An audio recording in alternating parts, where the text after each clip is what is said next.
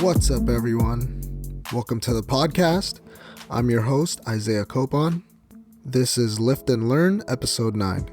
In this episode, I'll be breaking down how to get better at a certain lift and the importance of fiber in your diet. Before that, though, I'll talk a bit about what I've been up to lately, and that might include fitness-related topics, and it might not. If you want to follow me, your host, on Instagram, it's isaiah.copon. And you can also check out my website, isaiahcopon.com. The podcast is on Instagram, at Lift and Learn Podcast, and also on Facebook. You can just search Lift and Learn Podcast. With that being said, let's get into the episode. So this week has actually been completely different from last week. So out of nowhere, we've just been experiencing good weather all of a sudden. I went out a few times this week, saw some friends one night. We ended up going bowling. I played surprisingly well. Actually, we all ended up playing pretty well, to be honest. So that was probably our best session yet. I think it's time to find a bowling league. Me and my boys keep joking that we're gonna enter like a bowling league, but who knows if we'll actually ever do it. Besides that, I ended up getting all my walks in this week, thankfully, and along with a tennis session actually, which was great. Looks like my few weeks of practicing with the wall at the courts really paid off, but my backhand still needs some work.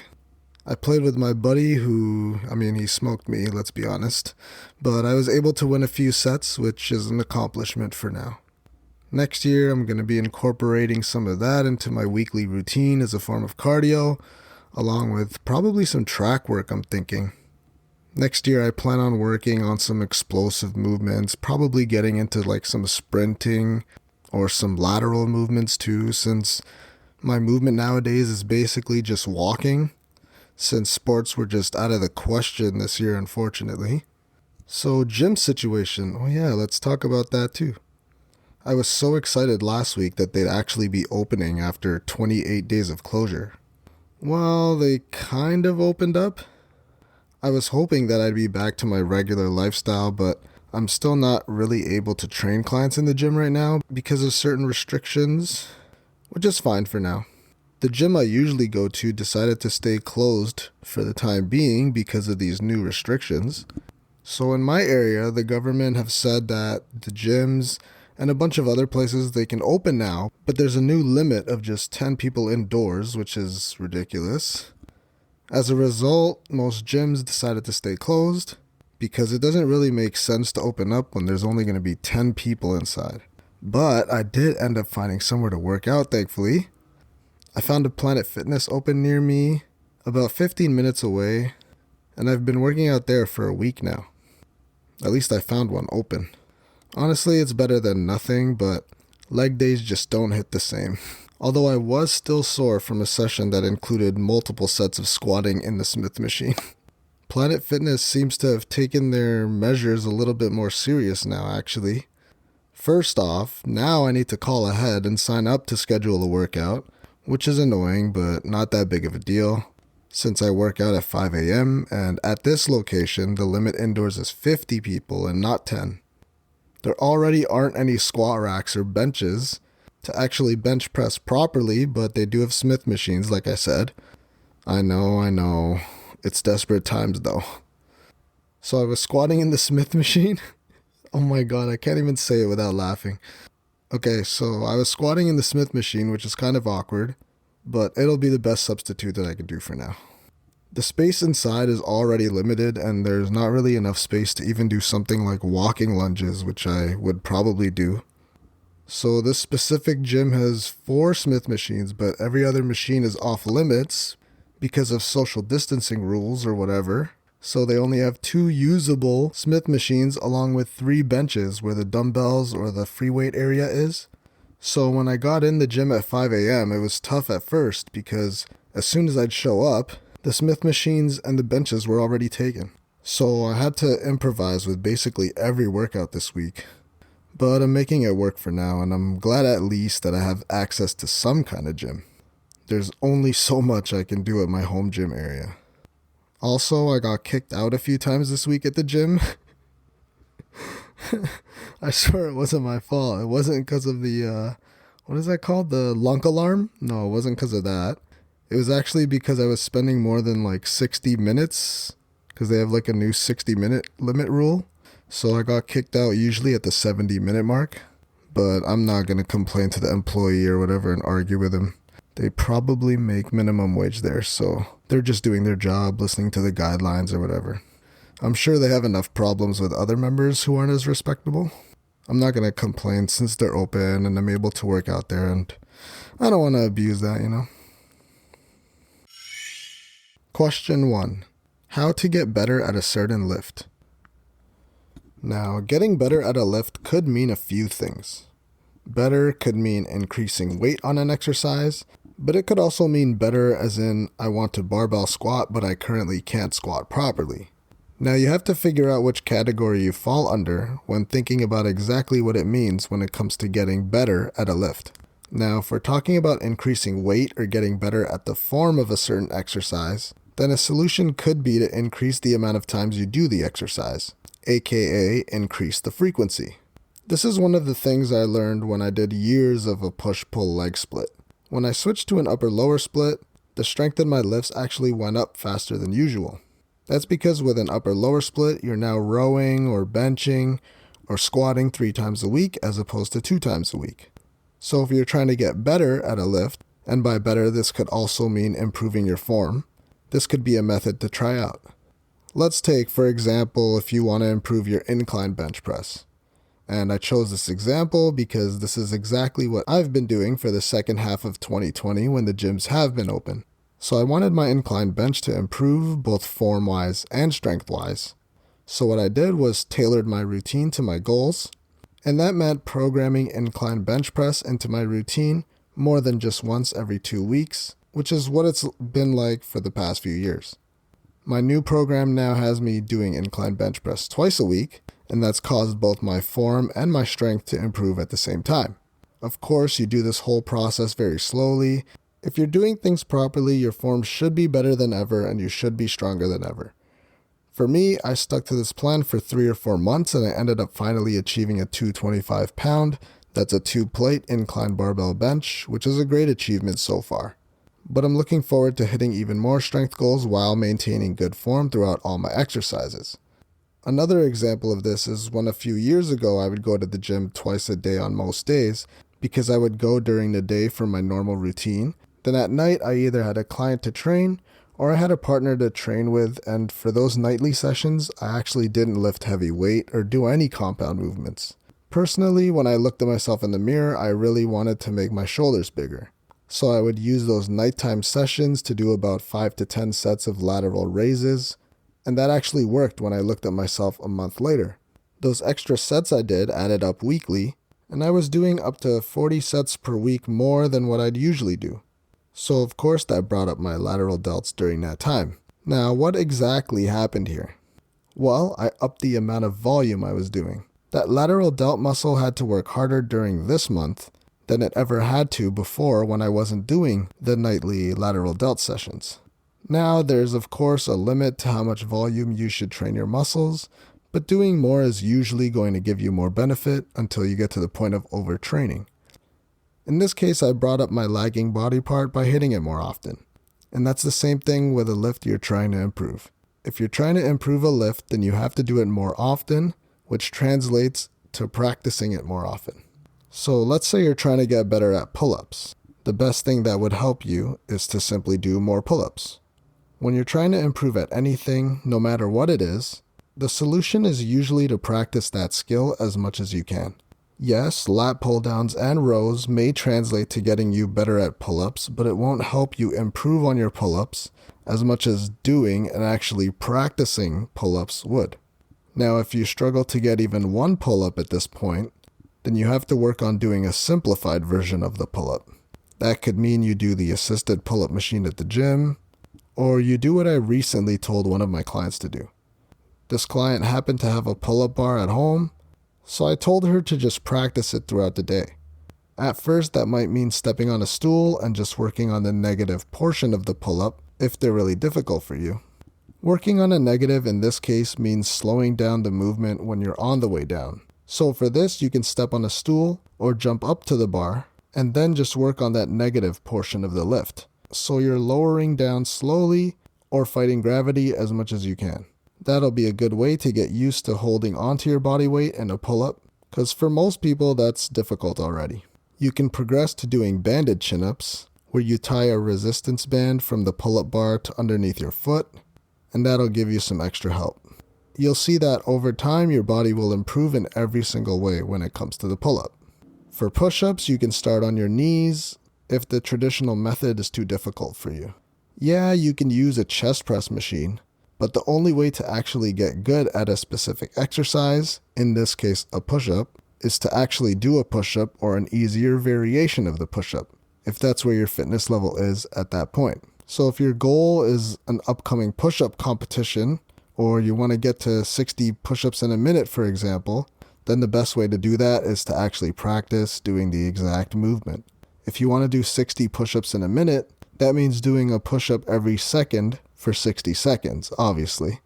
So you'd time yourself and try to beat your time every session and reflect on if you're making progress week by week or month by month. Over time, if you're getting 60 push-ups within 2 minutes, then after a month it only takes you 90 seconds or a minute and a half to do 60 push-ups, then it's a clear sign that you've made some progress. And ultimately, you're closer to your 60 push-ups a minute goal. So another example that I just thought of could be if you want to climb up a big hill. And I actually bring this up because I live across a park which has a huge hill that's big enough to be used for tobogganing in the wintertime. But during the summer, I walk around in that area and I see people struggling to run up to the top. Now, in this case, it makes sense that you'll have to start practicing on smaller hills and then eventually work up to this bigger hill. And then when you get to the biggest hill, maybe for the first few sessions, you do maybe just half of it, and then slowly work your way to the top after a few weeks, instead of just deciding to go all the way up to the top the first time. I mean, think about the people who climbed Mount Everest. I guarantee it's not their first time doing a mountain climb. So take your own fitness level into account here. When I was asking a client once about his previous fitness history, he mentioned that he tried doing the stairs in his condo for a week until he had to go to the hospital actually a few weeks later. When I asked why, he told me that he lived on the 32nd floor. So this guy, out of shape completely, decided that his first step into getting in shape was to walk up 32 floors of stairs in order to lose weight. Clearly, that's going to be a lot to handle and way too much to start with. So start your journey slowly and don't rush this process, like I've mentioned so many times already and will continue to preach. Now, this topic is about what you can do to improve a certain lift or exercise, but these same rules apply if you have a lagging body part that you have. You basically need to practice it more and do it more because you may just need to do more sets to grow it. And if you want to do more sets, then maybe you should try feeder workouts. This one I learned from Rich Piana. Yo, RIP to that great man. He was a crazy big guy who did these short workouts before bed. Feeder workouts are basically what I said about the lateral delt when I said I did them at night. They're just a way to get in more sets with whatever muscle you're trying to bring up. Usually this would include smaller muscles like arms or lateral delts or rear delts maybe. So for this, you'd use a lightweight, maybe... So for this, you'd use a lightweight, maybe 5 or 10 pounds, and just do a high rep set. Rich Piana said he did something like, 100 or 300 reps of biceps or triceps before bed. 3 sets of 100 or something crazy like that. That's why the lightweight is necessary here. Now you might not have to be this extreme. Maybe doing a lightweight of 30 reps to start, and you should see some benefit if you do that on top of your regular training. Alright, getting back to what I did to improve a lagging body part. Like I said earlier, I'd be doing 2-a-days before and I really just wanted to grow my lateral shoulders at the time. So during my nighttime sessions, I did up to 10 sets of lateral raises, just for fun basically, because I was mostly there to either train a client or just to hang out. You know, back in the day when I could just walk into the gym no matter what time of day it was. Thanks, Rona. Now there's lineups and crowd capacity limits, so I usually am only in the gym to lift or work. But anyways, doing 10 sets of those lateral raises 4 to 6 times a week really paid off because I remember my shoulders being bigger than usual after a few months. I should probably get back to doing something like this, to be honest. So if you want to get better at an exercise, maybe that means lightening the weight for a few weeks and record yourself and see if you can actually improve your form on the exercise. Fix what you need to and practice it more often. Form is going to be more important than however much weight is on the bar, so work on that before anything else. And when your form is on point, practice it as much as you can. Question 2. What's the importance of fiber? Fiber is another important part of the diet when it comes to overall health, especially in the gut and regulation of your digestive system. You might have heard that it relieves things like constipation. Fiber has also been shown to reduce your risk of cardiovascular disease, reducing blood pressure, and could also lower your LDL cholesterol a little bit, and that's the bad cholesterol. A recent study actually showed that those who had a high fiber diet had a lower risk of developing type 2 diabetes, since fiber can improve your blood sugar along with lowering your blood pressure. I mentioned that it affects your digestive system, and it does so by reducing the time that waste spends inside your intestines, aka it helps with the excretion process. Now, this can help regulate weight loss by getting rid of excess waste. And an increase of fiber intake in your diet could lead to you being fuller for a longer amount of time, which helps when we're talking about weight loss, because if you're full faster and longer, then that prevents you from possibly overeating. The effects of fiber will be greater for you if you're already a high-risk person in regards to heart disease or high blood pressure, or if you currently have high blood sugar levels, so it's a good first step to try to steer your health in the right direction. If you have something like diabetes, then it would be a great idea to increase your fiber intake, because like I said, it'll regulate your blood sugar levels along with increasing insulin. Even the small little change, like increasing your fiber intake a tiny bit, could decrease your risk of bowel cancer by up to 40%. And having fiber consistently anywhere in your diet is what's going to get you results, not just increasing your fiber intake for a few days or weeks. This should be mainly a permanent change. But if you're eating properly, incorporating different foods, fruits and vegetables, you should be in a good spot when it comes to fiber intake. And that's why a healthy plate of food is so important, which I'll actually be covering on next week's episode actually. So where do you get fiber from? Well, you don't get it from eating meat. Some foods that contain fiber include fruits and vegetables, oats, nuts, and whole grains, which could include brown rice, whole grain breads, and whole grain pasta. Ones that I eat specifically would be chia seeds, spinach, carrots, broccoli, avocado, berries, quinoa, and a whole list of fruits like bananas, apples, kiwis. A tip for those who slice the skin of their fruit: don't do it. That's where the most of the fiber intake is actually from if you're trying to increase your fiber intake by eating fruits. If you know me, I even keep the skin on the kiwi when I eat it because, I'm hardcore like that. Another good source would be legumes or legumes. You can Google... Sorry, I had to. You can Google exactly what that is if you don't know, but it includes some beans, peas, chickpeas, soybeans, peanuts, and lentils, which I actually had the other day for the first time. So while I was writing the notes for this episode, I figured, you know what, let me try something new today. So I ended up getting some lentils along with some beans to incorporate into my dinner. It was actually pretty good, along with quinoa, broccoli, and chicken thighs. And those beans and lentils I actually added an extra 10 or so grams of fiber. I don't know if I'll make it a regular thing, but I'll find a way to make it into my diet at least once a week or so. I figured I might as well take some extra time trying some new foods, since we're still mostly stuck at home. The best strategy here, if you're looking to increase your fiber intake, is to do it slowly. If you're currently eating less than 10 grams of fiber, which every food tracking app should be keeping track of, don't shoot for something like 35 grams right away if it's too big of a jump. Get to 15 grams consistently, then try 20 grams for a week. Then maybe after a month or so, you're regularly eating 25 grams of fiber weekly, which should have already started to benefit your health and probably your body composition as well. So there are insoluble and soluble fibers, but at the end of the day, the recommended amount, I believe, is 25 grams for females and a little bit over 35 grams for males. And if you're over the age of 50, then it's a little bit less than those guidelines. Most people are going to be lacking fiber, so don't feel bad if you're not eating an adequate amount currently. But if you're going to increase your fiber intake, you're better off doing it by eating whole foods and fruits as opposed to just buying some kind of fiber supplement powder off the shelf. If you're going to start tracking your fiber, don't forget that you can also overdo it in this department, and that could lead to some bloating or too much gas or even diarrhea. Water is always important, but if you're going to increase your fiber intake, then it becomes even more important to help regulate your digestion and get that fiber out of your body. Insoluble fiber does not dissolve in water, while soluble fibers do, and they can also be used for the good bacteria in your gut.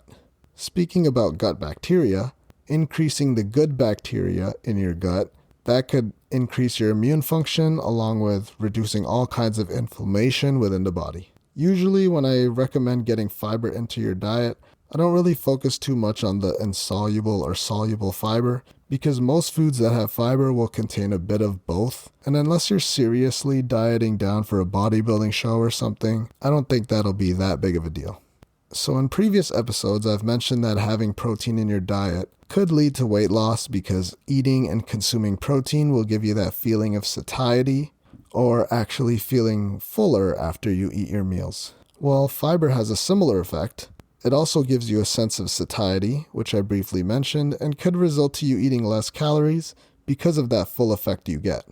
Fiber plays a role in regulating your hormones in regards to appetite control as well. Maybe I'll dive deeper into that hormone, which is ghrelin, one day. So fiber is going to be a great ingredient in order to help you maintain a healthy body weight and ultimately a healthy lifestyle. And that concludes episode 9 of the podcast. Thank you so much for listening. If you really enjoyed the episode or my podcast as a whole, then please leave a review and comment on iTunes or whatever your choice of podcast platform is. Also, if you haven't already, you should hit that subscribe button because I'll be releasing episodes every Friday. If you want to follow me, your host, I'm Isaiah.Copon on Instagram. And you can also check out my website, isaiahcopon.com. If you want to follow the podcast, you can check out @Lift and Learn Podcast on Instagram. And there's also a Facebook page if you just search thanks Lift for listening, and Learn Podcast. And be sure to tune in next week with another episode where I'll be talking about how to lose body fat in your ab area. So I'll go over certain strategies or what you can do and some exercises that you could do. And I'll be going over what a healthy plate of food looks like as well, so you don't want to miss my monumental 10th episode of the podcast.